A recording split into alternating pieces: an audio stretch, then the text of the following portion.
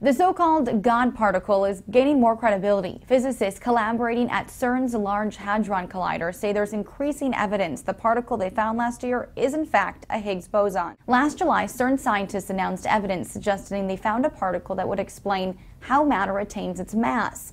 Now, more research further links the discovery to the mass-like structure known as a Higgs boson. Results from the latest round of research suggest the particle's spin mirrors that of a Higgs. One collaborator on the experiment said this is the start of a new story of physics. And now, if you aren't a scientist, you might be wondering what makes the Higgs boson different from what we all learned in science classes growing up. Right now, the particles we know as neutrons, protons, and electrons, and the forces that direct them make up the standard model.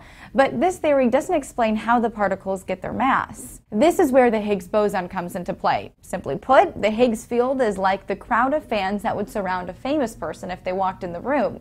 Each one of these fans then represents a Higgs boson, giving the particle or famous person mass. Still pretty complex, and there is still one big question left to answer. What about the dark matter that makes up at least a fourth of the universe? The Daily Mail pointed out many scientists and cosmologists will be disappointed that the LHC's preliminary 3-year run from March 2010 to last month has not produced evidence of the two grails of new physics: dark matter and supersymmetry. CERN reports more research is needed to find out if this particle is the Higgs boson that fits within the standard model or goes beyond it.